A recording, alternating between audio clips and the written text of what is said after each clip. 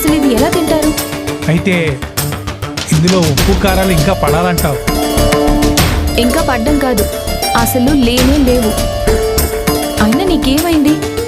కూర ఎలా చేయాలో కూడా కొత్తగా నేర్పించాలా? నేను కూడా అదే అడగాలనుకుంటున్నానమ్మా. జీవితాన్ని ఎలా సంతోషంగా మలుచుకోవాలో కూడా నీకిప్పుడు ఎవరైనా నేర్పించాలా? నువ్వు దేని గురించి మాట్లాడుతున్నావన్నా?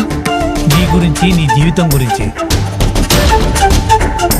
కూరలో కాస్త ఉప్పు కారం తగ్గితేనే దాన్ని మనం ముట్టుకోలేము. అలాంటిది జీవితంలో సంతోషం, సుఖం లాంటివి లేకపోతే జీవితం ఏం బాగుంటుందమ్మా? ఇప్పుడు ఆ సుఖ సంతోషాలు ఎవరికి తక్కువయ్యాయి? ఇంకెవరికి? నీకేనమ్మా. అందరి రాత పైవాడు రాస్తాడు. కొందరి జీవితాల్లో సంతోషాలు నింపేస్తాడు, ఇంకొందరి జీవితాలు దుఃఖాలతో నింపుతాడు. మరికొందరికి ఆ సుఖం, సంతోషం అందుకునే మార్గం వేసి పెడతాడు. ఆ మార్గం తెలిసి కూడా ఆ మార్గంలో వెళ్ళకపోతే ఆ మనిషిదే ఆ తప్పు. ఇప్పుడు నువ్వు కూడా అదే తప్పు చేస్తున్నావమ్మా. ఇప్పుడు నేనేం తప్పు చేశానన్నా? తారక్ సార్తో కలిసి జీవించే అవకాశం వచ్చింది. ఆయన నిన్ను గుండెల్లో పెట్టుకుని చూసుకునే అదృష్టం దక్కింది.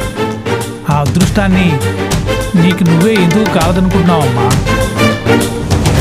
కావాలని ఎవరు కాలదన్నుకోరు కదన్నా. మరి నువ్వెందుకు చేస్తున్నావు? చూడమ్మా, కొన్నిసార్లు విధిరాతకి తొలవంచాలి, ఇంకొన్నిసార్లు మన రాతని మనమే రాసుకోవాలి. నీకు అందంగా రాసుకునే అవకాశం ఉన్నా నీ జీవితంలో పనికిరాని పిచ్చి రాతలు నువ్వే రాసుకుంటున్నావేమని నాకు అనిపిస్తుందమ్మా. అందంగా రాసుకోవడానికి అడ్డంకులు కూడా ఉండొచ్చు కదన్నా. నీకేం అడ్డంకులున్నాయమ్మా?